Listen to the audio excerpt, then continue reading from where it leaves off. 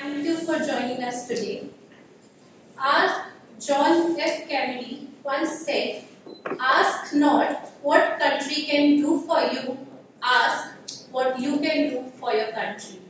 And with this room full of scientists across the spectrum, I would rephrase this quote as, "Ask not what the society can do for science, but as scientists, let's ask what science can do to the society." Let's ask ourselves what science can do for the society. Good afternoon, everyone.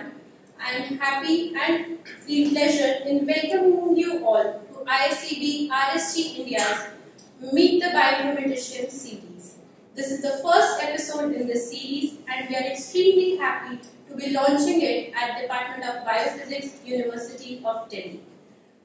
Across the globe, there are thousands of millions of organizations toiling hard to reverberate the miracles that scientists do in their laboratories to the general public.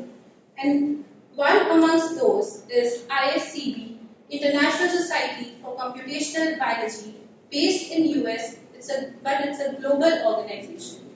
And since 1997, it has been spreading its wings higher and higher. Its subsidiary, ISCB-SC, the student body, takes this project forward for the scientists of next generation. And it has RSGs, regional student groups across the globe, and right now functioning in 26 countries, and ISCB RSG-India is one of its wings. It's the Indian wing of ISCB-SC. So this program is being organized by ISCB RSG-India, and we are happy to welcome you all to this series.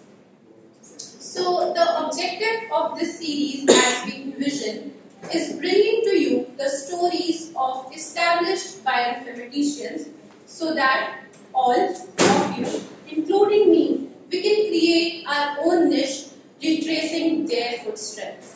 So let's learn from their journey, from the history-making story of these scientists, and curate our own. For this first episode, we are extremely happy and honored to welcome Professor B. Jayaram, Emeritus Professor, School of Biological Sciences, IIT-Delhi, as the speaker of MTB Episode-1. And I take this honor in requesting Dr. Manish Kumar, Head of the Department of Biophysics, to please introduce sir. Sir.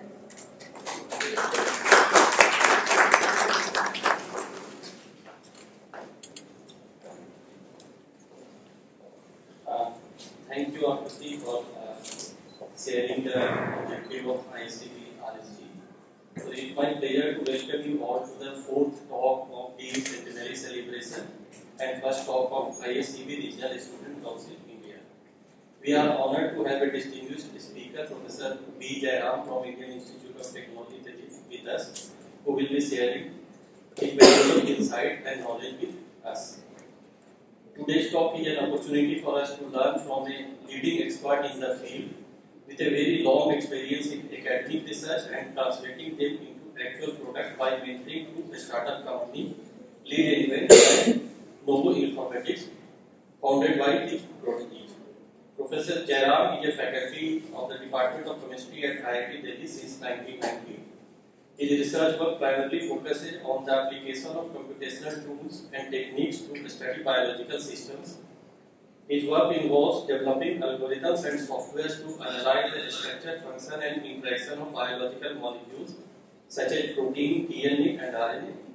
And he has made significant contribution in the field of structure-based drug design and has developed several computational tools for this purpose. He has established genome, Adira and Sanjeevani methods and software for genome annotation, protein tertiary structure prediction, and computer-aided drug design. He has also set up multi-teraflop supercomputing facility at Bioinformatics and Computational Biology at IIT-Delhi, and making hardware and software freely accessible at his supercomputer. Professor Jayaram's work has been widely recognized and he has received several awards and honors for his contribution in the field of bioinformatics.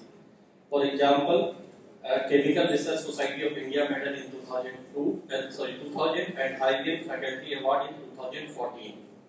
He is a fellow of Indian National Science Academy, the Indian Academy of Sciences, and the National Academy of Sciences India. I would also like to welcome all the offline and online attendees who have joined us today. So please join me to welcome Professor Jayaram. I hope everybody will benefit from his talk. And also I would like to make an announcement that please put your phone in the silent mode. Thank you, Professor Jayaram, for taking all the things.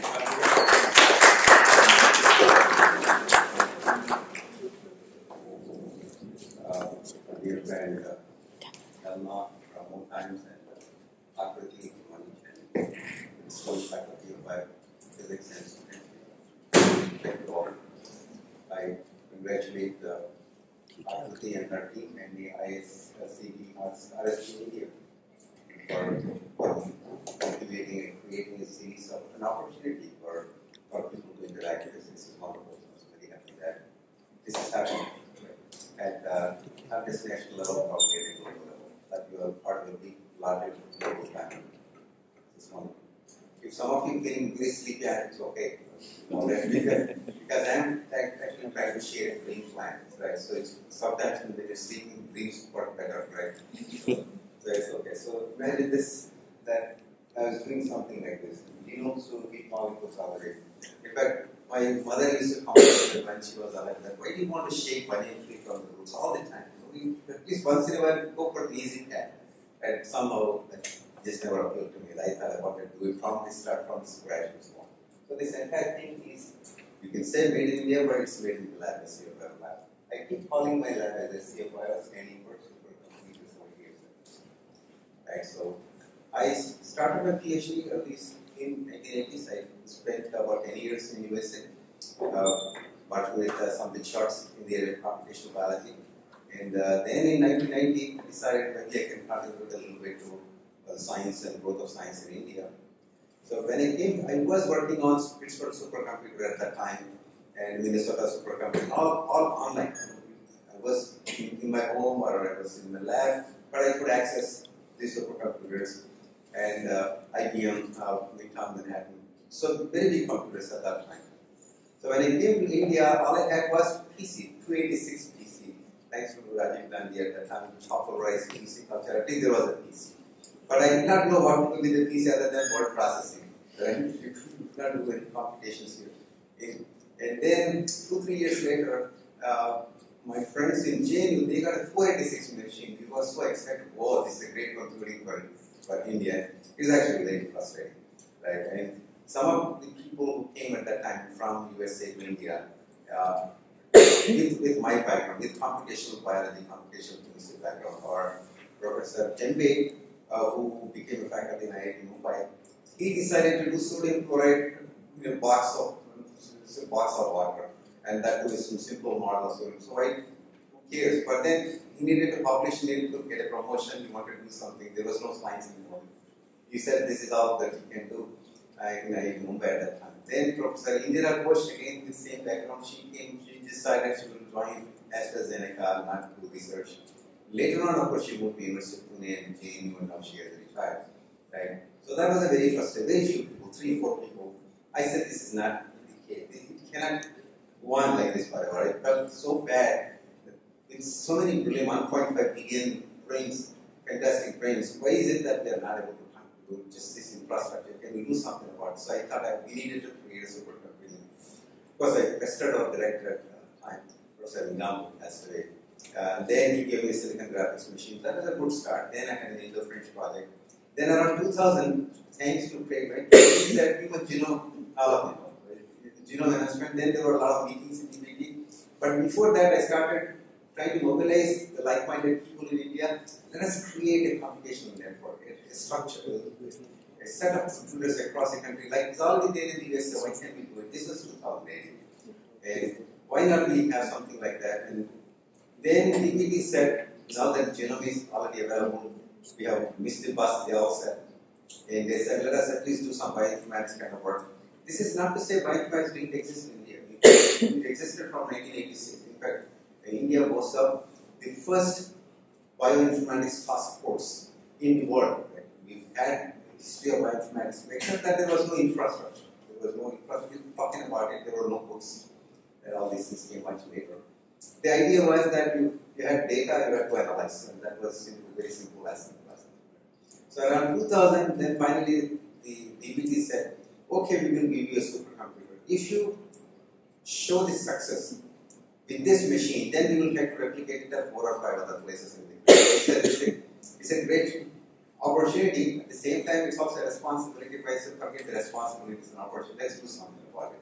That's how this SC of Bio came into being. 2001 we got the funds, and 2002 finally we created a supercomputer. So at that time it was 150 gigaflops.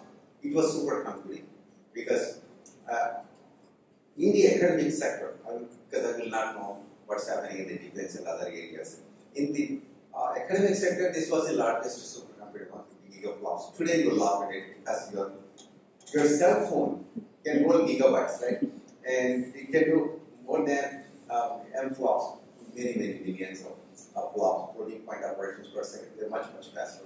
So 150 gigaflops at that time was big. Today, of course, we have gone to about 60 to 70 teraflops. It's still not enough.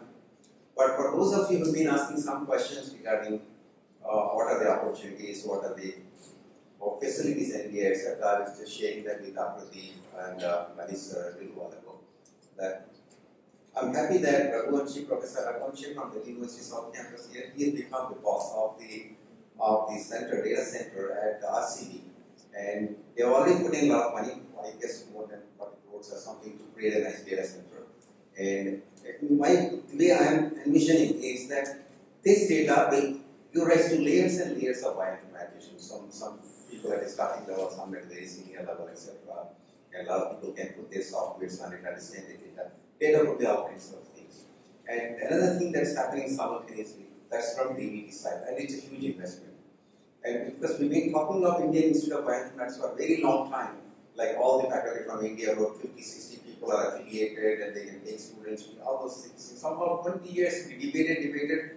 Somebody said you give a cost to academicians, it will last. Right? Whereas giving cost to politicians, they'll make it happen. This is somehow, that was the scenario with the Indian Institute of Bioinformatics. But at least DBT has broken up and now they are doing wonderful things. Simultaneously, MEITY, that's Minister of Information Technology, they are putting in a lot of money, along with DST, on what's called NSM, National Supercomputing Machines, that is petaflop machines across the country. And CDAC has already one, IIT-Delhi has one, ISCB has one. This is not to say there is one in my backyard, don't have to worry about it, because all you need is NKN network. If you have NKN connectivity, then you can sit in your hostel room and you can still log into any of the supercomputers. People are still working on how to give access and so forth. And I'm also happy that this NSM committee, the software committee, not the hardware committee, the software committee asked me to put this Sanjeevani, that hit molecule thing, that little thing, protein with hit molecules, Sanjeevani software, on the NSM for free access to the entire Indian community, Indian students. So that is already being done. Most of the work is done now. CDAC has to cut the ribbon and make it available to the country. So such things are happening, maybe a little slow to your taste. I know all of you are highly energetic, a lot of adrenaline going on, but the policy makers don't have the same energy as you have, but they have some ideas at home. This will work out. In the next 5 to 10 years, I see the great opportunities. Just like all of you recognize that India has a strong hold on vaccine development. I'm sure India will also be a strong hold for drug development, small molecule development as well. This is my expectation. Even the brain power that I see in front of me, online and offline, across the country. So I think this is the tremendous opportunities in our process. But coming back to my talk, what is it that I've done in the name of this Dhanvantri? I'm calling this as Dhanvantri, and you will see, I call this as a country path today. And I think 20 years from now, it's going to be a highway, like Delhi to Agra kind of that highway. So today is like a country. Bullock cart is passing by, and you're trying to sketch how do I go from here to there. So I'm affiliated with chemistry as well as School of Biological Sciences, and this is my lab, ISCB RSG-India. Regarding big data. I will not say too much about machine learning and AI. All of you have been exposed to it already in the name of AlphaFold. Manish sir and his associates, they are all experts.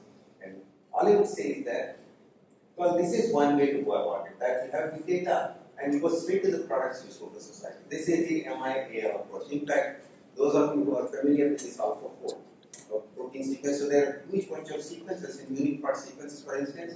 So you go to a structure which is useful for drug discovery and so on. So this is the ML AI type approach. The alternative, which I've been advocating for a very long time, especially the youngsters. Now I keep telling them that if you have data, don't miss the opportunity to make a discovery. If you want to see your name in a textbook, top grade, this is the way to go about it. This is okay. When you make a product, then you can move on with the world saying that, okay, I've done my job. But that's not enough. If you want knowledge creation, don't ignore the top line. Don't ignore the top line. And I'll mention to you, I'll take, in fact, 2 samples of very simple data that's extremely familiar to you. And I will show how we can create new knowledge out of it. I guess one of them is coming on page slide 28, so you have to wait for a little longer than right now. Now, when it comes to big data, what kind of big data I'm talking about? I'm sure you have data to define. But NCBI, for example, thousands of organisms and a huge number of genomes available. Unicode has again so many entries. And the interesting thing is, while you have so many genomes, I keep on coming back to this question of what is the language of DNA? When I say this, it's not at the ABCD level. I keep asking that question. What exactly is the language of DNA? 26 letters we seem to know very well. 4 letters we seem to be so extremely confused. Similarly with the proteins. What exactly is the language of proteins? So I'll come back to that in the slides and you will see for yourself. This is what I'm referring to. So this is a 20-letter language, the 4-letter language, we still don't have a clue on what exactly is the language. So those are the scientific challenges I'm referring to in terms of knowledge creation. And if you think everything is solved, believe me, it's not. No, I'm sure all of you know this cascade. Mathematics, it's highly extremely rigorous and everything seems to be under control there. There is nothing empirical about it. When it comes to physics, you will say it's 75% theoretical, 45% empirical. Chemistry is like 50-50. If you mix 2 compounds, sometimes you don't know. Your physical chemistry is good, but inorganic chemistry is maybe post facto. You can say, well, this has happened, that has happened. Mechanism is slightly different kind of thing because to solve it. When it comes to biology, however, most of it is empirical. You don't know there. Can you tell me, now that you've done so much of biology, how many rules are there? Like you see rules in Newton's laws of motion, etc. Like you see so many laws in physics. How many laws are there in biology? Which seem to work 100% of the time. Not 25% or 50% of the time. Very few laws, mostly it's all empirical. You generate data, you generate knowledge, and then you do a post facto analysis. You go back and say, this is how it might have happened. If you don't know the answer, then let's blame it on evolution. Because you can never go back again years to check out whether that's true or not. So that is a scenario. So, which is a great opportunity for you. If you're looking for some discoveries, this bioinformatics and biology, this combination, with your specialization, with your expertise, you could be a mathematician, statistician, or a chemist or a physicist. You can still contribute with your own biases. People say biases are bad, but in the area of bioinformatics, biases are good because you can create knowledge and you can make a niche for yourself. Now, continuing with this big data, lots of structures are available and so many purchasable compounds. Everyone keeps asking, if 10 million purchasable compounds are readily available, why is it when we're struggling so hard to come with a tablet for COVID? This is terrible, isn't it terrible? Something is bad here, something is not right. That's what you would think. Why can't we contribute to this? Now, this is just petabytes of data. Now, when you combine protein-protein interaction networks, gene expression, you talk of exabytes. But those who are getting confused with this nomenclature, exabytes, I put all this up. Kilo, mega, giga, keda, exa is 10 to the 18. People are now talking of zeta and iota, etc. Going all the way to 10 to the 30. By the time you start to become senior professors, you'll probably see this kind of data. Iota, what kind of 10 to the 30 bytes of data.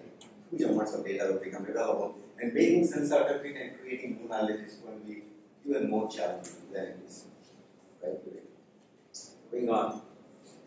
So my dream is 10 a.m. the disease is reported on a smartphone along with genome card, other symptoms, etc. 5 p.m. the drug is delivered, no matter what the disease is. Could be cancer, diabetes, job. Let it be. Let's get it.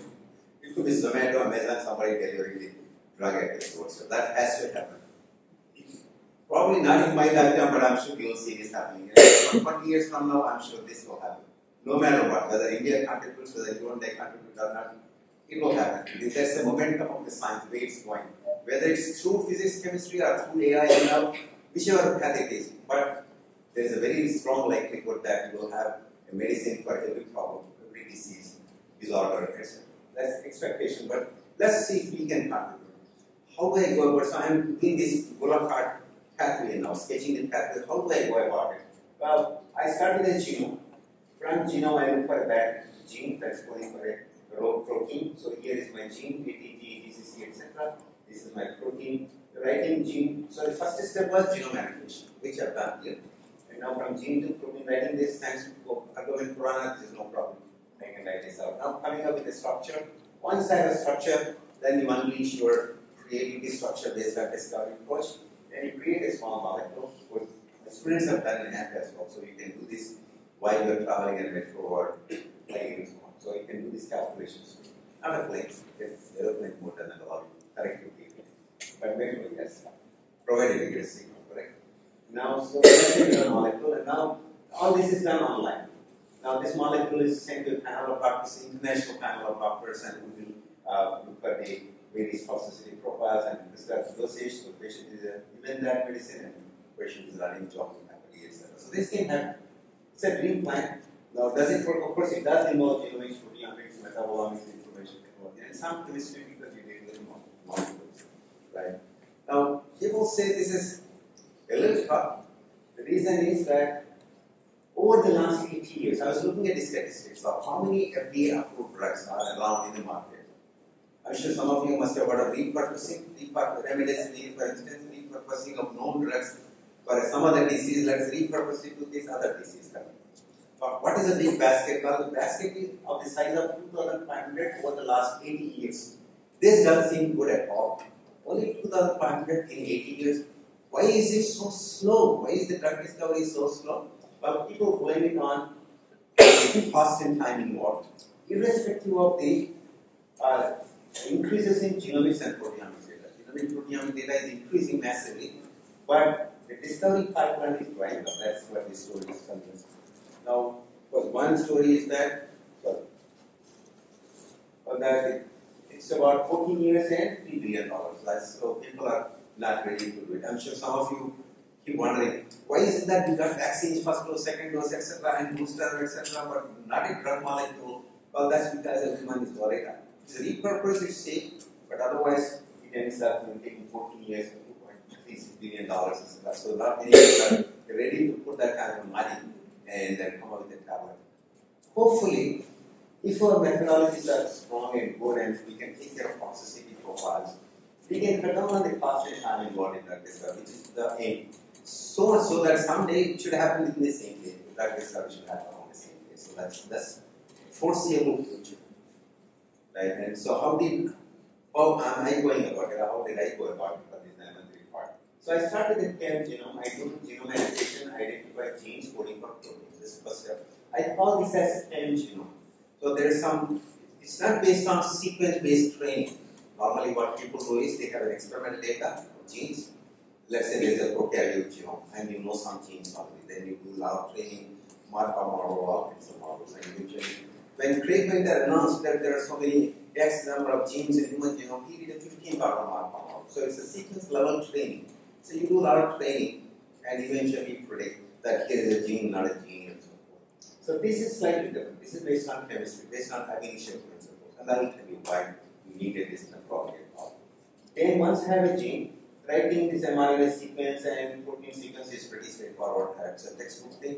Right? Instead of timing, you put a uracil, and then one step by trying to run one direction. And then once you have this, writing this three letters or one codon goes to one amino acids, serine, glutamate, etc. Writing it easy. Once you have this, there is a structure. creation, three-dimensional structure of the protein. This was an unsolved problem, and now, of course, new methods, ML, AI, are allowing you to come with a structure.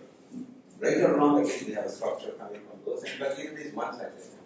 Once you have this Sanjeevani takes care of the DNA as a drug target, protein as a drug target, and the UCL molecule, which can be tested in a laboratory. So that's the whole package, to protein, to drug, and so on. That's the package. Does it work? The question that I'm asking is whether it works or not. I'm going too fast. Okay. The question is, we have created it, but does it really work?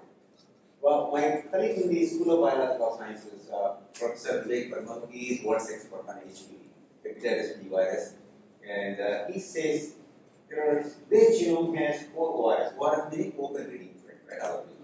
And then, so these are the protein, the code for, and then function is also known. And then what else is known is that there are drugs which are approved by FDA already, nucleoside analogs. Most of them are different. I'm sure all of you know what is nucleoside analog.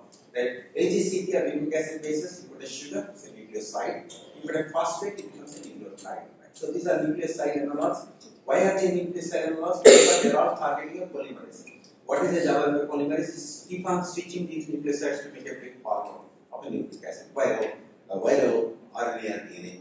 So now, virus has developed resistance against nucleoside analogs and also against polymerase. So he was asking me, focus on another target, don't do polymerase as a target.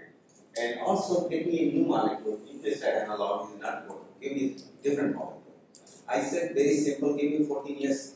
If not 14 years, at least $3 billion definitely they will give me molecule. Right? But I told more seriously, don't need 14 years and 3. Just give me 3 days. 3 hours I said, but then 3 hours became 3 days.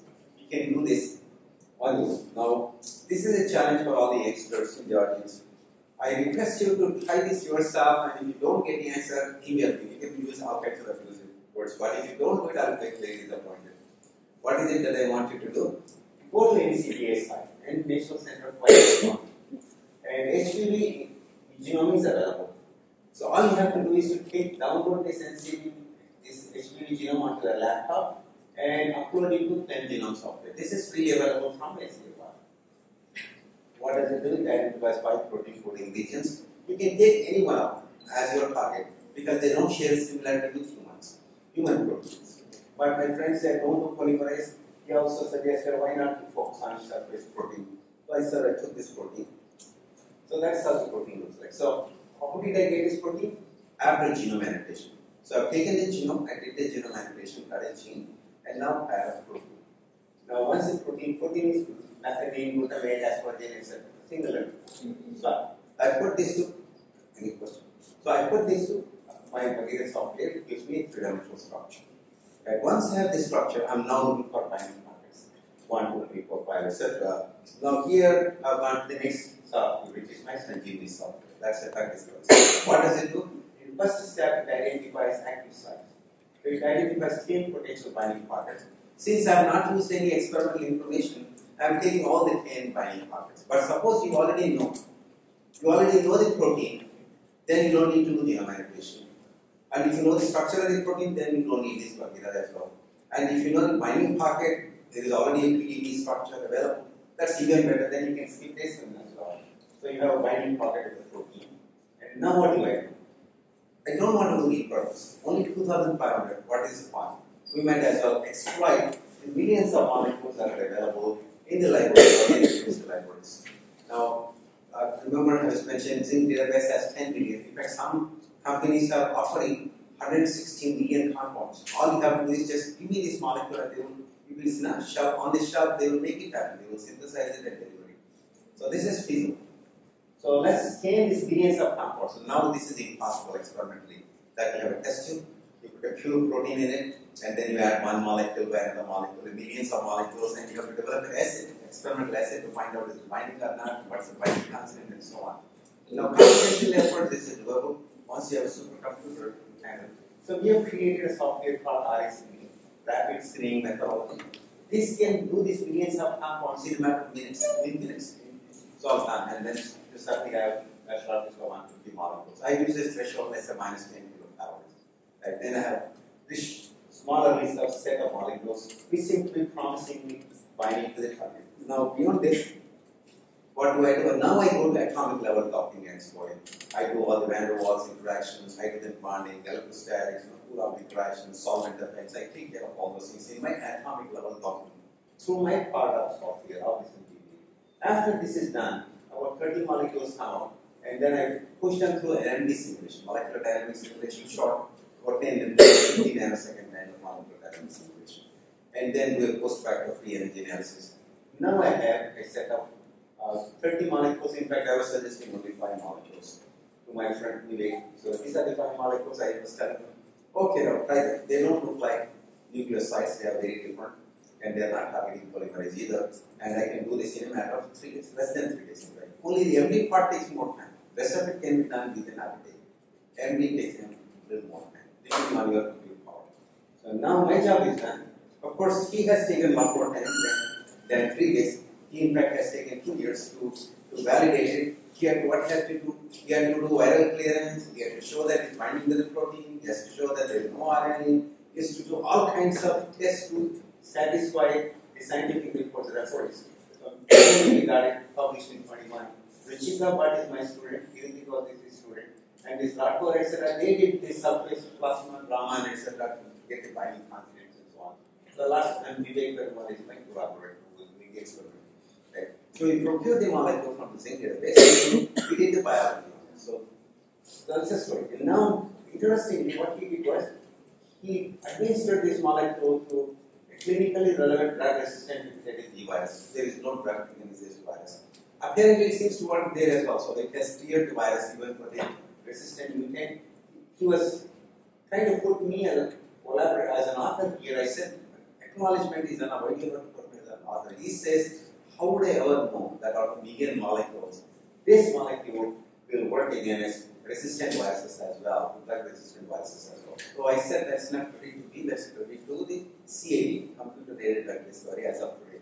You may not have to use Sanjeevani, there are other commercial softwares available, but as science is evolving, as of 2023, we have come to a stage where if you have a target, well-defined target, you can make a micromolar compound that binds strongly, etc. What is not in control is toxicity part. We still are not in control of the toxicity. We are working on it. Right? So that's the things that are with regard to the London things on the software. So in this pipeline, we could enter anywhere. If you don't have any information, only genome, then you have to go through. But if you already have a protein, you have to find the active site. But if you know the active site already, then you do a million compounds. But if you already know the molecule that you want to test, then you do the docking and storing and so on. So the entire pipeline is what I'm calling. And in fact, this whole thing is published a couple of years ago, which is good news from the standpoint of SCFR. So now coming back to this engine, what exactly are the challenges involved? Now I highlight only the challenges part, not so much the work that we have done. Because all of you know the history of the genome.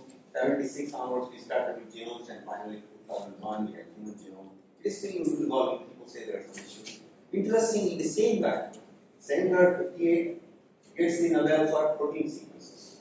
Same guy, 1980 for DNA sequence. Very interesting. Double Nobel Prize for this doing sequencing methodologies for sequencing of proteins as well as DNA. I'm sure you remember there are 4 other guys who got 2 Nobel Prizes. The latest one being from chemistry. Now, of course, we say we are on the top of the evolutionary tree, and for those who are not bioinformatician, I just put this genome, cell, long proteome, etc. The question that I'm coming to is the following. If I ask you, what is the meaning of AGA, GGC, GCCCC? Do you know? I don't. Anybody? Nobody knows in the world knows. Except you do a homology modeling, or you do comparison, nice comparative genomics, and suddenly discover, oh, this seems to be matching with chromosome X, right? So this, we thought that no laptop, no comparison allowed, just read it and tell me the meaning. I don't think anybody has this. This is why I'm saying, do we know the language of DNA? Probably we don't. We know 26-letter language, we don't know the 4-letter language. That's the interesting part. And this is an opportunity for you. This is where you can jump in and create new knowledge. So that's a story with the DNA parts. This is not to say we don't have annotation. Bioinformatician has been very busy creating annotation software such as these, several of them, but for genome part. And in fact, problem that people find with these softwares is that if it works for one organism with 97% accuracy, you go to another organism, the accuracy drops to 5%, 30%. That's very strange, right? There is no universally applicable model which works on every organism. Now, this is not what Watson Crick do. What did Watson Crick do? Well, they said A pairs with T, G pairs with C, no matter what, which organism it is. But what about your genome manipulation softwares or bioinformatician or BC doing it? But we don't have a universally acceptable model for genome manipulation. That's a challenge for you. My suggestion is if you want to get into this, I think this slides are done. So you cannot ignore the chemical structure. Just as Watson Crick have done this ATGC, don't ignore the chemical structure. Not only that, DNA in fact has a lot more than just ATGC. In fact, when you do bioinformatics, most of the time you are busy looking at GTT, GAG, or maybe sequence or motif, etc. All at the sequence level. Go one step beyond that to the structural level, and you will suddenly see a big gold mine in front of you. This is the summary of this part of the story. Now, what gold mine am I talking about? ADN. So, this you know already 4 letters. Now, these are the possible variables as far as the DNA is concerned. You could have DNA base pairs doing all kinds of dances like this. This is base pairs. Yeah, one base pair on top, and the base pair on the bottom. So there are so many variables out there. Now this is backbone angles. I'm sure there are 6 backbone angles here. They can do a lot of twisting, turning. So if you counted all these, you'll have about 28 parameters plus hydrogen bond stacking solvation. So you have some 31 parameters. So in case you are heavily into neural networks, I want to understand DNA. I want a universal model with the ANN, for instance. My suggestion is don't get stuck with AGCB. You will not go beyond 78% accuracy. Focus on these 31 parameters. These are good parameters, and then you'll probably come up with a universal model for genome manipulation or for understanding the DNA. Right? Now, this is what I was about to tell you. Data, we've been saying, create new knowledge out of data. Well, here is not millions and millions of exabytes of data. Just how many entries? 64 entries, right? And you have seen this table so many times. And what is this table? Thanks to Markov Purana. Now, what is this? It says 3 letters gives rise to 1 amino acid. In the context of RNA, we call them as codons, right? Codon. 1 codon, 1 amino acid here. TTC. Now, here instead of U, I'm writing as TTT. That's in the DNA space. You don't call it a codon, which is in the DNA space, you will call it as double helical trinucleotide, which is same as codon in the RNA space. Now, what is the question that I'm asking? I'm asking, why is there degeneracy?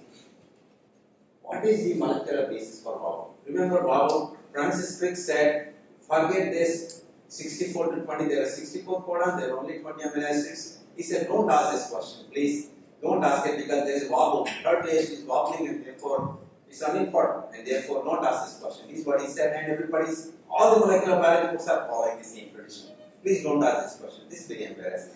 Right? I'm sure you've seen little kids, 2-year-old, 3-year-old kid, they're asking all kinds of embarrassing questions. So why don't we become that 2-year-old kid?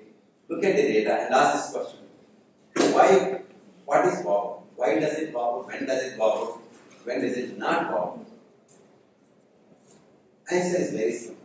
If you were to focus on the molecular level hypothesis, and this is not there in any textbook, and this is what I'm saying as possible potential to create new knowledge from the existing data. If there is an outstanding question which is not being answered, or if you have a question that is not being posted, all I'm saying is just focus on the rule of conjugation. Think that T is the opposite of G, A is the opposite of C. Opposite of conjugate, whatever it is. So whatever TT does, GG does the opposite. Meaning if TT codes for more than 1 amino acid, GG codes for just 1 amino acid. Similarly, if CG codes for 1 amino acid, its conjugate A and E should code for more than 1 amino acid. And it works, there is no exception. It goes, you can walk through the whole table, you will not find an exception. That's very interesting, right? I was just mentioning that in biology, finding a rule that works every time is like a dream. It never happens. There is always an exception. There is some exception on the other. Here, there is no exception. Now, why does this happen? You go a little deeper than this. Conjugate rule is fine. We have now come with a new rule to explain more. How does it work? For example, if you focus on T and T, let us say GGT or GGQ is there on the mRNA. What is there on the tRNA side? The CC and A, right? CCA will be on the tRNA side. So G can make 3 hydrogen bonds, G can make 3 hydrogen bonds, G can make 4 hydrogen bonds, right? So the first two bases are making 3 hydrogen bonds. That is first one and the second GG. Third base is unimportant. Okay.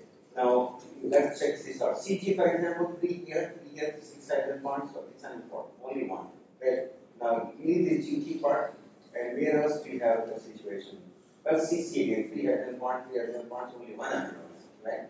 GC again, GC 3 and only one amino acid. Now this is a case where only 4 hydrogen bonds are possible, T and T, right?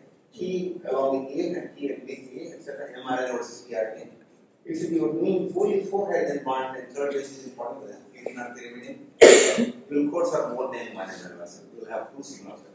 And that you can walk through and you will find that, for example, AA, only 4 hydrogen bonds, again you will find that only more than 1 amino acid. What is the situation with 5 hydrogen bonds, such as GT, for instance? GT 3 plus 2 here, 5 hydrogen bonds. In this scenario, if the middle base happens to be a pyrimidine, the small one, T and C are pyrimidines, right? And A and G are big ones, purines, they are big ones, double base. If the middle guy happens to be a small one, pyrimidine, then we have 5 hydrogen bonds and a pyrimidine, then we have only one signal. Now, what is the reverse of it, for example? The reverse could be TG. Right? TG, for instance, again 5 hydrogen bonds, but the middle one happens to be a purine, we will have more than one signal. Right? So, what is the story here? Summary is stacking and hydrogen bond. There is stacking here. Stacking is purine versus pyrimidine. People say MD simulations, in fact, do suggest that a YPR step is very unstable. Pyrimidine followed by purine is very unstable.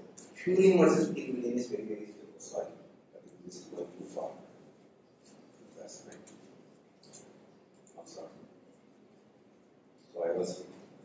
So there is a molecular explanation for the wobble, and it comes from hydrogen bonding and stacking. Now moving on further, using these ideas, suppose now you want to make a very simple universal model.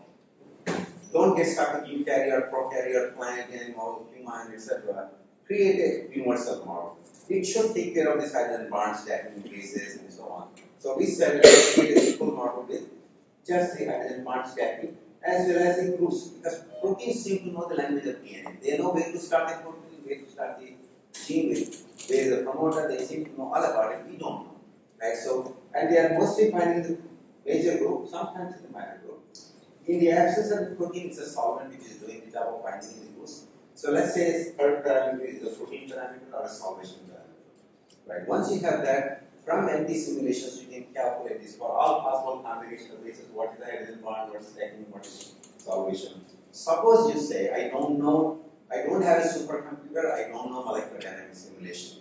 No problem. All you need is a pencil paper, and you say each hydrogen bond is like 2 kilocalories. So if there is a GG interaction, then GC interaction, 3 hydrogen bonds, so value is 6 kilocalories. You can make it guess, and believe me, you will not be off. You will probably be 70% accurate, right? Compared to very exact calculations using MD simulations with these decimals and stuff like that. What I'm trying to do is, I'm encouraging, I'm actually coding you to do something on your own and create some knowledge with a very different approach altogether. And use a paper pencil. Don't have to go for anything complicated. Just do something simple thinking.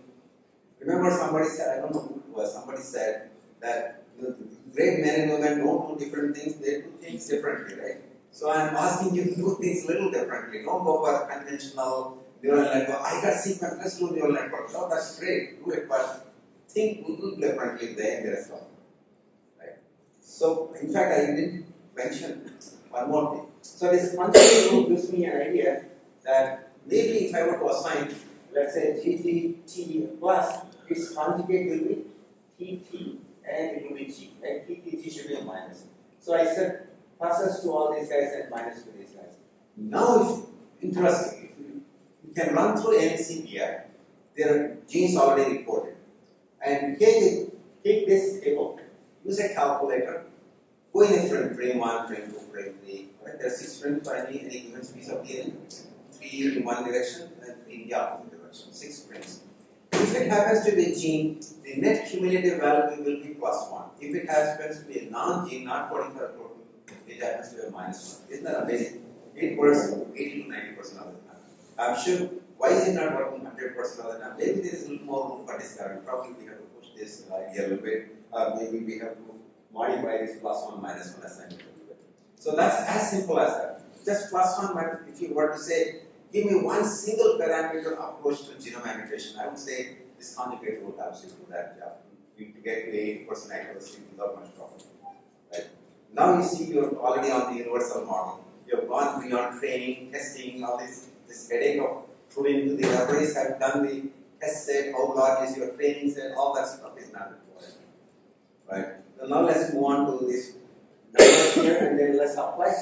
And what we find, you find that there's the dots here are all the genes coding for proteins, and the red ones are frame shifted genes, not coding for proteins. And this works on 900 years genome.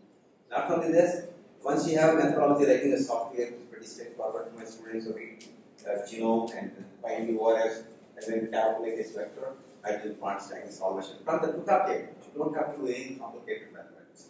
And then you're on gene finding. So that's how it looks like. You dump the sequence and you get how many genes there are. Now let's compare with existing softwares. These are fifth Markov model, dissemination analysis, pattern recognition, neural network, etc. etc. All of them are training based. They are based on one organism. You train on one organism and it works well for that organism. You go to another organism, it fails.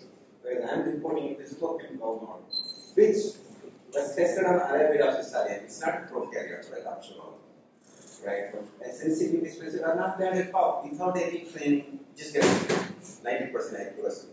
There is some room for discovery that I am leaving it to you. Right? You can also do promoter versus gene. Promoters will take a low region, therefore hydrogen bond stacking energies will be lower compared with genes. Genes are thermodynamically more stable. You can also do introns exons, which are very tough. Introns exons are difficult to detect. And introns here are the values, peaks are the exons here. This is from rice genome. Now, so you have already gone from rice genome, thaliana to prokaryotes. So you've created an organism independent methodology for understanding the menu. Now, what is this? This is 7.6 million RNA genes. Some of them are mRNA, some are tRNA, microRNA, mRNA, ribosomal RNA, etc. What exactly is it? What's telling you? It's telling you that if this is hydrogen bonding, stacking, solvation, each of these different RNAs occupy different spots, different locations, essentially saying that the energetics of the DNA sequences is different for each category of the DNA or the RNA, ribosomal or microRNA or tRNA, etc. Right? Of course, this are published in recent journals. Right? And all we have seen the promiscuity and promoter sequences. If you do things at sequence level, none of the sequences is really considered. All of them are doing the same job. Except when you go to this physical chemical property space, exactly the junction, power region, you start seeing a peak or a valley. This is now, I've included not just energy, but other structural properties as well. Remember, I was mentioning to base pairing, base stacking, propeller base, and 6 radicals along the backbone of each strand, etc. Take any of those properties, and then you'll find beautiful signals. Right? And we created a nice prediction program. This was put for the sequences. This is for the intron exon. Again, here's bottom line is DNA is talking. We don't know which one, 220 F1 and 98.3 or what exactly is the signal here. It wants to talk, we are not listening. That's essentially what these slides are conveying to you. So, where I want to go with this? Well, I want to read DNA like a Harry Potter novel. That's it, where I'm going. Then we see rising with novel 2, popular now. So many beautiful novels out there. At what time did you figure out the language of DNA and started reading it? Just like you read English language, right? Instead of doing complicated computer calculations, I want a genome reader. But just take that genome reader, that's why I read it like a nice, beautiful novel. Right? That's feasible, is all I'm saying. All we have one is conversion of the 31 parameters quickly into a meaning, essentially. Now we have covered intron exon, covered promoters, and we have covered genes, protein coding regions. What are the other stuff that we have covered? Well, all these other stuff LPR, line science, etc. We probably have covered those kind of things. Now, I will not spend too much time on this because we'll be running out of time. But one question that I would definitely like to ask you is, so what this protein folding, of course, we specified 5-side Ramachandran angles and you've done job, except that is considered to be an open challenge in computer science, etc. Except I will not call it computer science anymore because AI ML guys are planning through AlphaFold too. They're coming up with some good structures. Except we don't know the pathway. How did you get to this structure? That is the answer, but you have a good structure coming from these methodologies. Right? Our methodology is called Bhagirath, standing for the impossible. What did Bhagirath do here? I'm sure all of you know the story of Bhagirath. He did the impossible of bringing the holy angels from heaven to earth. So we call this software as Bhagirath software. That was the reason. And the previous one was chem genome because there were some elements of chemistry into genome manipulation. That was the reason why I called that as chem genome. This Bhagirath is for structure prediction, protein structure prediction. I'll leave this part. So this is our architecture, 280 processors, 3 teraflops of machine. And initially it was all ab initio. Then we added homology. Now we can type proteins of any size. One interesting question I have, whether you can predict structure or not. Simple question. Protein folding is unsolved, we don't know the mechanism. Protein DNA recognition is unsolved. Protein RNA recognition is unsolved. Protein is unsolved. Right? What is the common factor here? Protein. Something is not right about the way we understand protein. Let's move on from DNA to the proteins right now. People have defined proteins in so many different ways. They have classified properties of amino acids so many different ways. Chemical formulas, average residue volume, surface area, physicochemical properties, aliphatic side chains. Different sorts of classifications have occurred on proteins. Yet, we don't know this, right? What is it that we know about proteins? Beyond Watson and Crick, beyond Linus Pauling.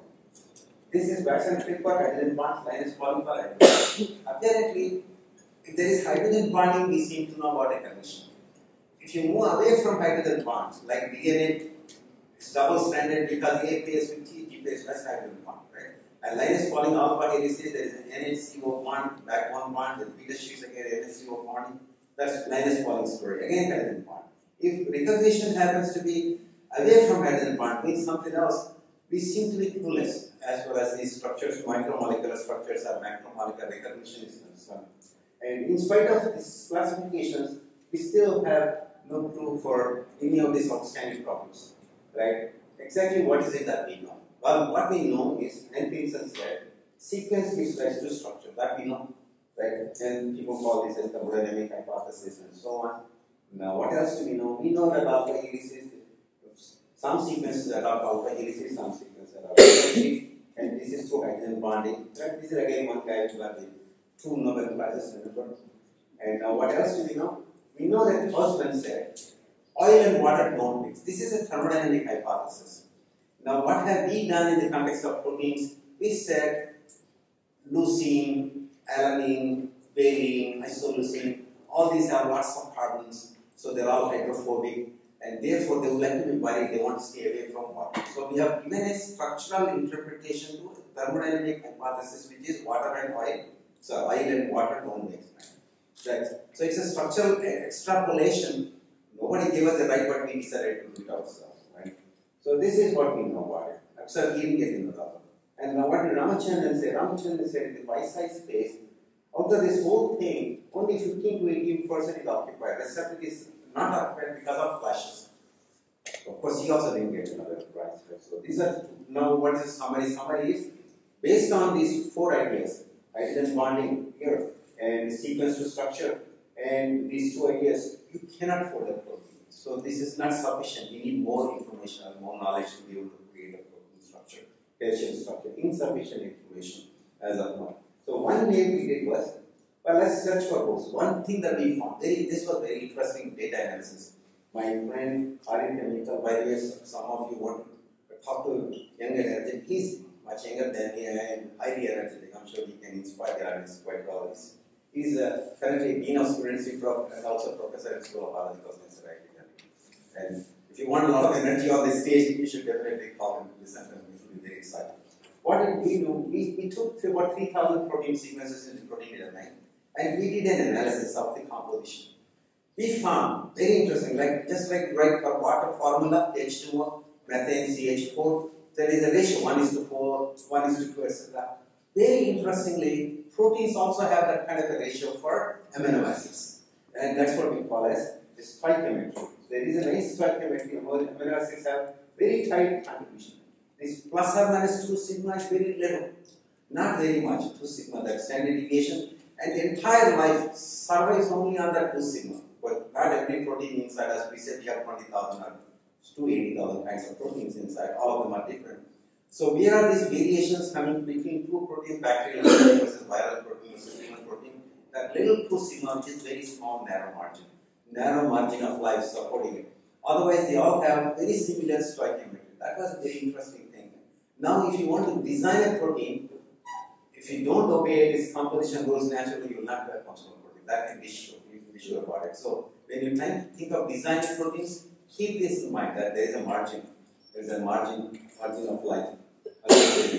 Next thing, irrespective of these side chains that will come, normally what we think into Delhi, we think that aspartate negatively charged, arginine is positively charged. So in a structure, aspartate should be close to arginine, or two valine, both are methyl groups, both are non-polar, so they should be together. So if you're talking about spatial distribution of these amino acids, you see there are preferences. You will expect non-polar should be together, and its like charges should repel, unlike charges should be closer. These are the expectations that you see. But what you find is, if you put the radial distribution of one amino acid versus another amino acid and divided them by the occurrence stoichiometry that I was mentioning in the previous one, all of them superpose. You get just one line, and there's a nice story here. C alpha distribution show universal. This is amazing. I cannot still figure out what exactly does it mean. This says whether you are on aspartate, your lysines will be the same, your arginine, glutamates will be the same, or valine will be the same. But if you are on aspartate, negatively charged, or your positively charged is still the same. There is a universality associated with it. This is what I am calling. There is information available. We have yet to convert this into a knowledge and then to some products useful to society. While we are busy generating structures through various other machine learning methods, some outstanding pending questions are still around, and this data is very simple. PDB is available to you. All you need is unleash your creativity. I'm sure you'll find some fantastic things out of it. Meanwhile, something interesting that I'll show you. Because what we did was, we went to hyper-Ramachandran maps. Instead of, Ramachandran focused on single amino acid twice. Suppose you were to go to a tripeptide level, higher order Ramachandran, created it. Then it is possible to create a structure. This is what we've shown. Debarati was my student, and Kaushik was also my PhD at that time. So we created 3D structures using the higher order Ramachandran maps. I come to this part. Again, very simple question. This is in the context of knowledge creation. Remember, data to knowledge to products useful. So data to product useful, you already know. We know enough about it on the protein side. What is this thing? I'm asking a very simple question. Just like I was asking by Babu, I'm asking, why only 20 amino acids? You can blame it on evolution. That is one. But most of the biology books, biochemistry books are doing that exactly. Now, can we have a chemical answer to this? Now, interestingly, when you look at theories of enumeration in mathematics, you find that a triangle, this is a triangle, equilateral triangle. Let us say you have 4 colors, 4 colors, 4 colors. How many colored triangles can you make? 64, all combinations taken here. But because you can rotate, suppose you don't label these sides, don't call this as 1 or 2, just rotate it, you won't be able to recognize, right? So the rotations, 120-degree rotation, or you flip it 180 degrees, it will give you the same. So there are symmetries acting on this set. So this is what they call as symmetries acting, action of symmetries set on a set of possibilities. Electrical engineers, by the way, use this kind of thing for creating those networks that they do, electrical wiring, etc., to minimize the number of lines that you have to draw, etc. There are a lot of applications for this kind of symmetry set acting on a set of possibilities. Now, if you say that there is a D3 set, D3 meaning, I'm sure some of you know from chemistry, right? Ammonia is C3D. You group theory, there is a group annotation, right? You rotate it by 120 degrees if you do some symmetry operation. So if D3 set is acting on a 64 possibilities, you will get only 20 triangles.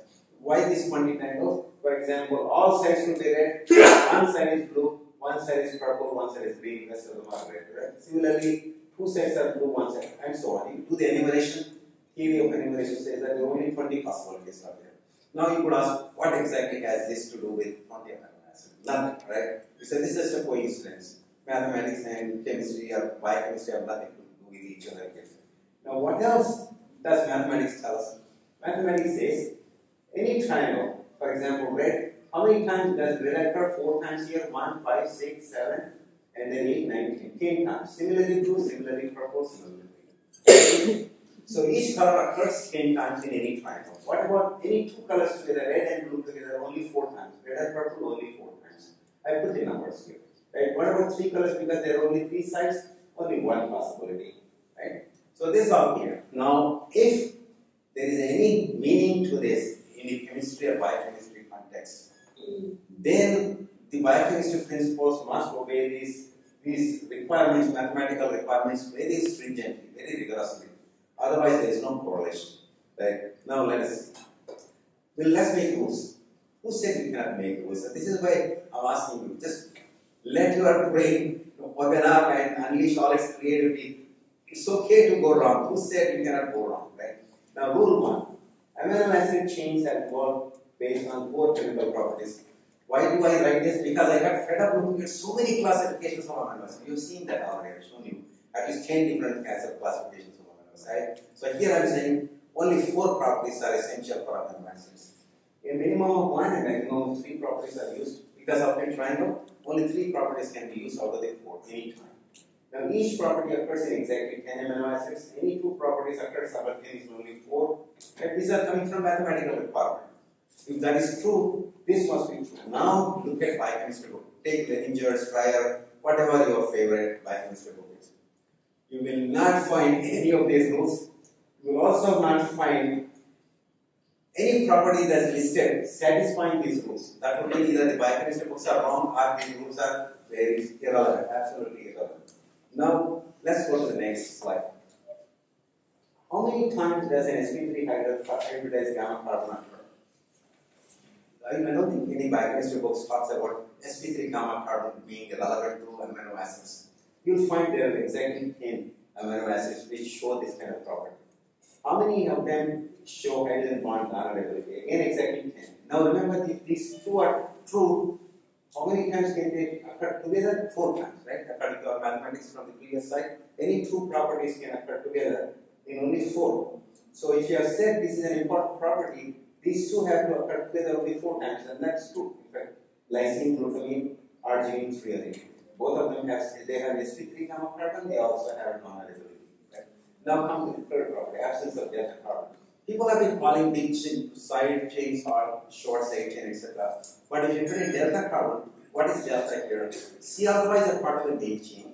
C beta, like alanine, is the first carbon away from the main chain. Then C gamma, like in the radium case, and then C delta is the next one. So 3 carbons away from the main chain. That's a C delta. Absence of C delta, again, the 10 amino acids, and these 2 occur 4, these 2 occur 4, these 3 occur only once, so 3 of these. Now, 4th one was a little difficult to find, but we found it by the absence of branching, etc. Again, there are 10 of them, so all of them are satisfied. Now, I call this as new chemical logic of amino acids. Now, if this is really true, it should be useful. So, can we do homology modeling? Forget a blast. People do a lot of blast. Let's do a massive blast. We will not convert, we will not do blast in the 20-letter space. We will do mass blast in 4-letter space. If you did that, we will push the homology modeling to much higher level of accuracy. This is what is shown by my student Rahul in biochemistry 2018. And Amita Pathak was my second student. She did function annotation using this new chemical logic. These 4 properties, GDSL I call them. G for sp3, this is a linearity branching, this is the absence of delta, and this is short section. And this is a vulnerability hydrogen bond, short section delta carbon system. So we use this also, and then coming to, of course, there was a Bioinformatician plus CASP. Some of you want to know where was Bioinformatician CASP. This CASP is a global competition or global experiment for protein structure prediction. We've been on it for some time. In this year, this was the story from 2012 and then 13, CASP 12, CASP 13, not 2016 and 2000, every 2 years. I don't know how many of you know. The organizers sit in California, so they release a sequence around 10 o'clock their time, 10 a.m. California time. So you are sitting in India and your time is 10 p.m. and this happens to be summer. Typically June, July, as you can see, June, May to July. Very hot. In Delhi summer, you can expect power cuts, you can expect AC down, you can expect computers down, and then you are busy trying to hold the protein, right? And you are competing with the world. And how many people participate? Typically, about 160 groups from all over the world. And from India, unfortunately, there is only one group. Only Bagair is participating. Someday, I'm sure Manish will get inspired in this to participate in this. So very few competitors from India, and only one in fact, I would say. Right. So that's an interesting competition. We participate just to know how to push the physico-chemical methods, how to push the atomic level methods to a high level of accuracy as good as any of the other methods. That was the intention. So they put us at the 11th position in 2016. This is an official result published. We was not happy. Why not number 1, number 2? Bagair should number 1. That was my hope. Then we started analyzing more critically as to where are they going wrong. So when you look for low resolution models like under 5 angstrom, are we close? When I say RMS is 0, you can superpose your structure on the native crystal structure. When it is 5 angstrom, it's like a coarse grained rough structure or average structure. When it's 3 to 2, as smaller RMS is, the better the structure. So here it is reported in terms of GDT, another scoring methodology. So if the resolution is low, we are ranking 1 or ranking 2. But if the resolution expectation is high, then we are dropping our rank to 7, 8. So this meant that we had to do some refinement. We needed to do some MD refinement or something of the structure, but that would mean you need good compute power, to be able to do 15 nanosecond MD. They give you only 8 hours. One sequence, 8 hours in negative modeling on an average. Average, you have to report the structure back to them. So you have to email the structure, then after 2.5 months, they analyze all the structures. By December, they will announce the results. So that was 2016. Now, 2018 story again, they put us at 13th position, this Bagair start. Now, again, same story, when you start looking at under 5 angstroms, we are close to Baker, Zhang, and all the other guys. But when it comes to overall ranking, we are dropping to 13 that we have already seen. What we found interesting, because 2020, my student disappeared all over during pandemic, so it was difficult to create a group. Nobody was coming to the lab, right? So we created, again, a really struggle. And then what we found was, AlphaFold, of course, was going strong. And we found that our physical-chemical methods, that is higher Ramachandran maps, plus new chemical logic, etc., with all those little improvements, even without refinement, we were able to get 3 angstrom structures in almost 52% of the cases, almost all the dots with the AlphaFold. So we were so very excited that without any of this kind of training of the AlphaFold or the supercomputing power, supercomputing power of Google, we can still get within a few hours a good structure. Right? Of course, we are working on, can we dispense with computers altogether, use our brain, take our pencil, and write down the structure of the protein? Well, that's my dream, and I'm hoping we'll get there one day very soon. Right? So we think we have some way to get to this positive flag here. This ascent is a little steep, so probably take a little time. I will not take too much of your time. I'm going to close my talk. So this is the Bagair front end, then you can dump your sequence with your structure depending on the tool. Typically 2 to 3 hours what it takes. Structure alone is not enough for functions. Dynamics is also required. You probably have to do MD also to be able to do it. That's Sanjeevi, what it does, of course, it does a lot of things, including as the databases. Now we have added one extra database here. We have a median molecule database, we have a non-median database. We also added this Ayurvedic medicinal plants from India. We have about 3,000 plants and we have put some 15,000 compounds. So in case somebody wants to do docking scoring, they can use it. How can they dock it? Let's say they have uploaded a protein structure, then we can do quick median compound docking and then do a atomic level docking, then eventually an MD simulation, and then you have your good hit or not hit, right? You can get that information. And this is free available though, so I encourage you to do it. We can also do MTB, more rigorous free NLP analysis. You can do off-target mining. So when I say success stories, so this is a computer predicted molecule being validated through chemistry and biology. Here, this anti-cancer biology was done by chemistry and biology. Both were done by MIT school, biotechnology. Professor Bhatnagar, Sima Bhatnagar was a professor there, and my student Anjali Soni did this case, and we got a micromolar compound which was validated experimentally. This was against anti-cancer, against Alzheimer's, acetylcholinesterase. Again, this work was done by Jamia Media people, and my colleague was Nasimul Koda there, and he is a professor at biology and chemistry. So they did the chemistry and biology and the experimental part, and this seemed to be good agreement. Similarly, antimalarial L-methyl transferase is exclusive to the falciparum of Plasmodium falciparum. This does not occur in humans, so it's a good drug target. And we found that again with chemistry and biology, the computations are giving you micromolar compound. And antiviral, this is an interesting story, and this is done at IIT-Delhi. Mani of Energy is my colleague, professor in School of Biological Sciences. Ruchika is my student, Kamalika is her student. So they did the work, they did the calculations as well as experimental validation. And while this was happening, she found that this is very generic. This molecule can inhibit several P coronaviruses. In fact, you find that SARS-CoV-2 is also a P protein. It has a 3C-like protease. And another on the same antiviral is chikungunya virus, is in collaboration with Ashok Patel. So this, I'm just calling them a success stories because the computer prediction got validated through chemistry and biology in the laboratory. We were happy in 2016 that the Sanjeevani entered Nature with the help of my colleague Haribabu Arjunari Haribabu from Harvard Medical School, because they did a lot of work, lots of billions of compounds, and they validated it. So we were happy that Sanjeevani is out there. But that's an act. People who are in a hurry to do talking, coding, etc. So I say that this T part is not in control.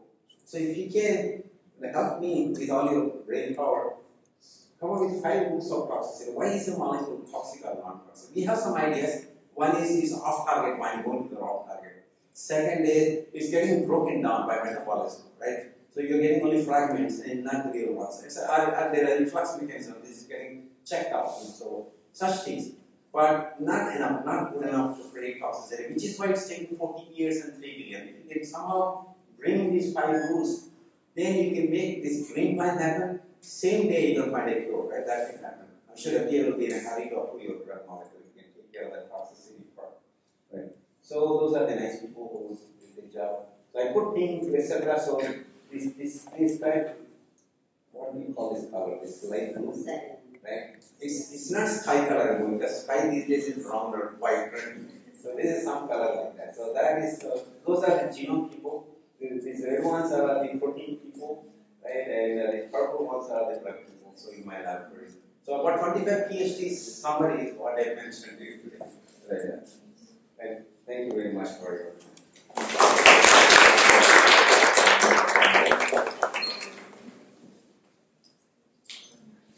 So thank you, sir, for your interesting and elaborate talk, and for inspiring us to do things which are foundational at the core but have revolutionary impacts, like your own from chemgenome to thermal to polymer. So the floor is open for questions now. Anybody from here? Otherwise, we can move. I have a question. So the correlation thing that you have explained is not the similar to what Janice can about using the Fourier transform to predict the gene by correlating first. Yeah, this is much stronger. The Fourier transform is very approximate. This is much more than that, and it's universal. But Fourier transform, of course, you would say, but it's global in some sense. When you Fourier transform, you cannot capture the local ones. Here, beyond 30 bases, the signals are very small. Yeah, that's called Jensen. Yeah, Jensen. Yeah, Jensen. Yes, it's approximate. I know they've done a good job, but they were the first one in India. Again, but that's a mathematical model. So I am going for a chemistry based method, more on the lines of eccentric body capture. The chemistry behind why it's happening. Now we both are in same department, so maybe you can. Ram sir is also in the Ram sir is also. Yeah, but Professor Ramu, who is at IIT-Delhi, So we have a question from Ritika, MSc Computational Integrative Sciences, Jayaram. The question is, what are some of the immediate challenges there needs to be tackled in order to bring personalized medicine into clinical aspects, like the one penalty. What we are finding in our drug discovery programs is a lack of coordinated effort, right? Suppose I am doing some calculations in my laboratory. So finding a collaborator to do the experimentation, etc. I may say I have a fantastic talking program, but who cares, right? It's not tested. Somebody has to do the testing. Finding these collaborations, 4G collaborations in India is generally tough. Because in India, everybody is an Einstein, right? Two Einsteins don't coexist in the same room. This is a serious problem that I found. Right? Then, beyond that, databases are not shared, particularly toxicology databases. We have a lot of databases, like zinc has millions of compounds. How many of them are toxic? If only somebody releases them. Most of the, I don't know the business strategies that these people have, multinational companies. See, after years and years, 10 years, suddenly the molecule fails in some phase and they don't release the data. They'll say, well, you also failed, put that money on paper, right? So this type of secrecy with regard to toxicity is hurting people. So yeah, everybody is then busy reinventing the whole thing, right? So toxicity. So personalized medicine is getting stuck because you have no clue on toxicity, right? It's still a black box. The biology part, if you want a scientific a statement of the question, what is toxicity from a biology perspective is not clear. It's still a black box. We have some hypotheses. But we don't have a clear answer to this toxicity part. So this is where I'm requesting people to come with at least empirical, bioempirical rules. Just like the Lipinski rule. Lipinski rules say something about molecular weight, number of hydrogen bonds, etc. That is for bioavailability.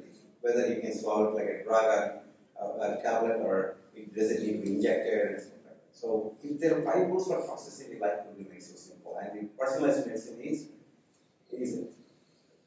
conceivable in near future. Right. Thank you, sir. That also answers, I think, that what challenges did you face in your journey and how did you overcome them? It's a question from Sanju Vikasni from Shastra University. I'm hoping that this Professor Raghuvansh's center will accommodate lots of layers. All of you know that there are more than 100 bioinformaticians, but each one can accommodate only 2 or 3 bioinformaticians at a time. Whereas places like this, and also if something happens like the NSM, then people can start building startup companies. To me, it seems like startup companies is, apart from government funding, is one strong way to go about it. Although the failure rate is high, but the supporting mechanisms are getting better by the day.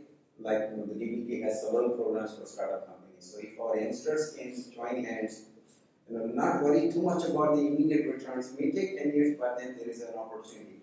The environment or the atmosphere is changing rapidly towards a better situation for startup companies compared to 10 years or 1 year. So with this NSM type of machines and the DBT kind of funding and data centers and the generation of startup companies plus some 100 bioinformatics centers, we started adding up all these things, there is possibility of a synergistic effect.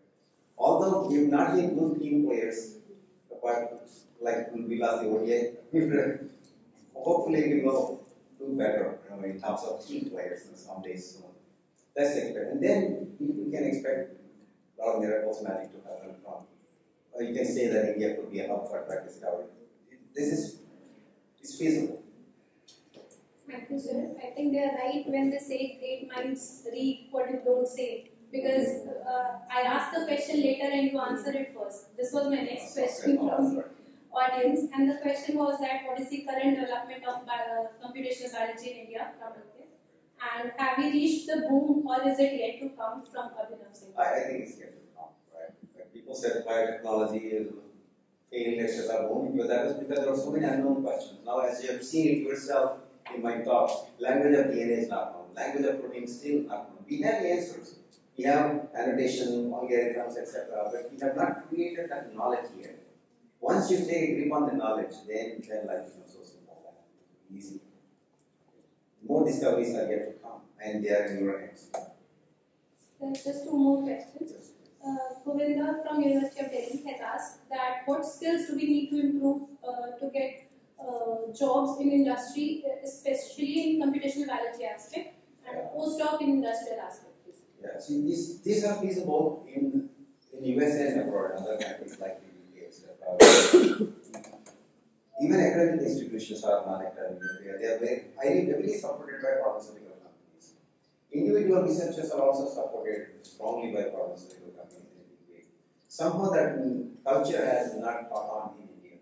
Pharmaceutical companies are not into serious R&D or at least getting into the bioinformatics methodology of doing it. They probably are doing different things.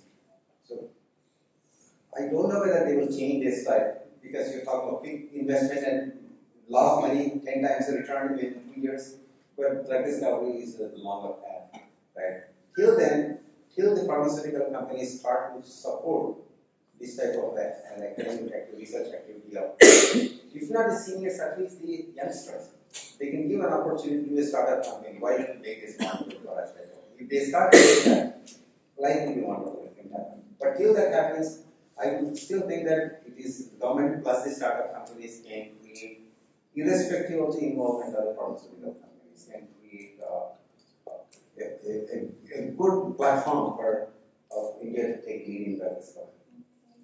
Just as they are planning in vaccine development, we are aware of the vaccine part. Why not small molecule discovery? I'm sure it's possible. Thank you, sir. Another question is that we have lots of questions on what are the future challenges or what are the opportunities for bioinformaticians in India. So in relation to this, I would like to ask, for organizations like us, I think there's a lack of awareness to students. So I would like to ask your advice for organizations like us, that what can we do to create awareness so that we can reduce at least these amount of questions, that what is the scope of computational biology?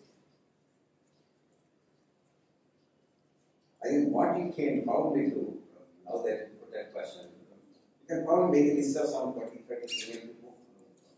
And don't miss out on Devashisha Mohanty or Vanshi, because they are not being their base, and also some senior people, including Professor Jayaram and others. So 20 people. Suppose you were to ask this question, compile and create a database with your ISCB RSG, put their answers or whatever their questions anonymously. You can tell them that it will be anonymous. Nobody will blame Manju Mansal saying that, why did you say this? Suppose you were to say that. That may help, because these questions are recurring. It's not coming today. In fact, 20 years ago I got the same questions. Except the times have changed and environment has changed. There is an there are publishing, there are databases, there is strong presence of Indian scientific community in the literature, scientific literature, in terms of publications, and people are doing extremely well compared to 20 years ago, Indian scientists. And so in that context, our youngsters now have better poised to take on the new challenges and to take leadership in some areas, global leadership in some areas.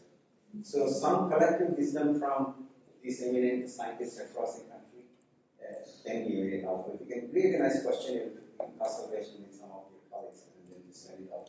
Some of them may not want, but you can make it anonymous. You can also send this same thing to the GBT, DIT, PSD officers too. So they also have to change. They say, well, we have already done this. They will share this information with you.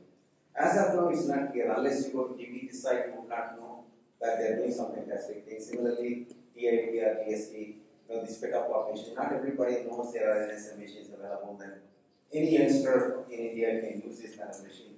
Information is not accessible. So these funding agencies can profit out. So I address your questionnaire to some of the funding agency officers as well. And then create a common pool, one place. And I will also share with you, some time ago I invited a review on databases from India and software tools from India. So I'll probably share that also. You can post it with permission of the authors, you can post it on your website so you will have an idea of what. Or you can add on to it. Maybe that was a little dated, you can probably add on. Let's do something about it. I'm sure we can. These are things that are doable in the near future. Thank you, sir. Your motivation means a lot. I would like to end with this bioinformatics.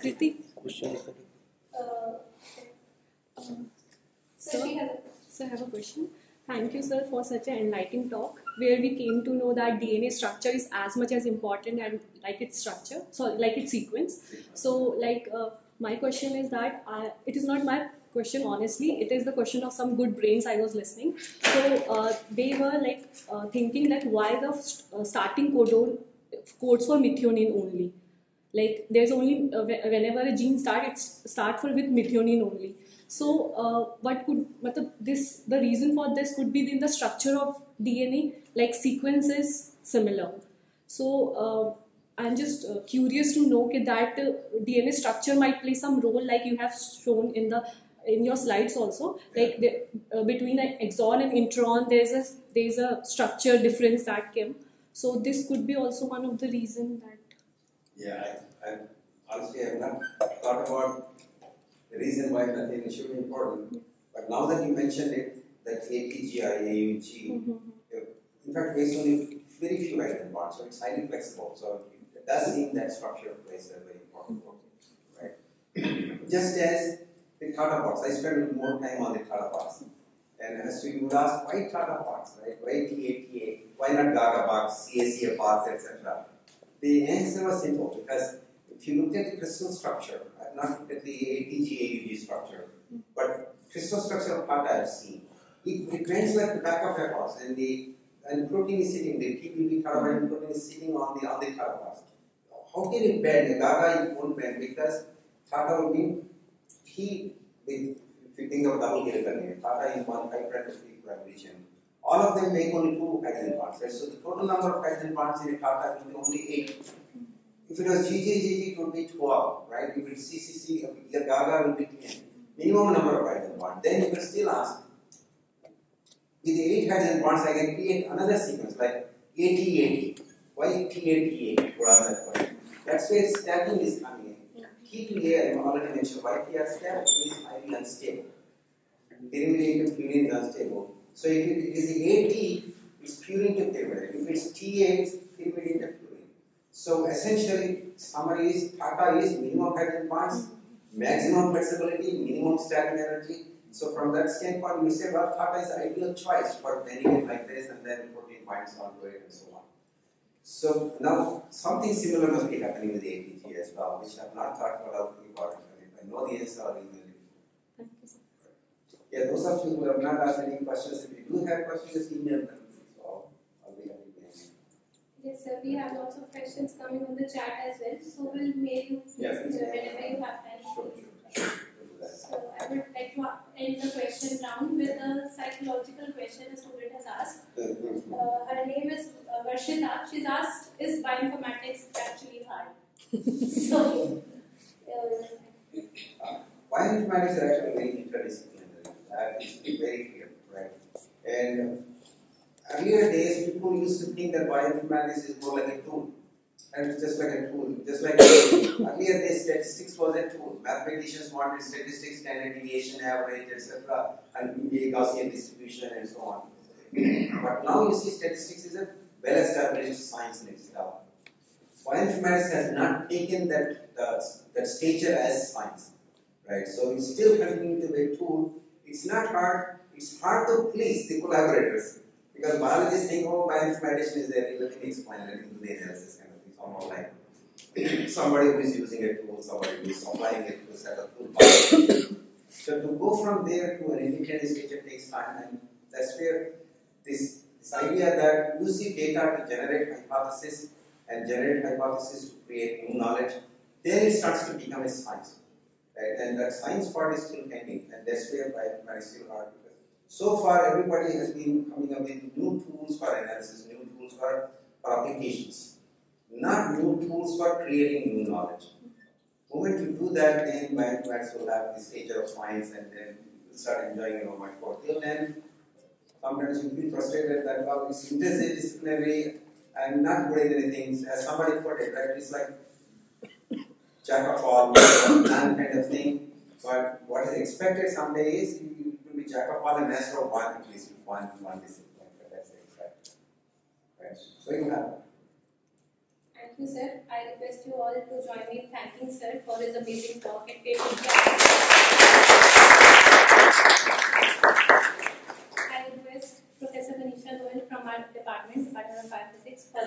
vote of thanks for the exhibition.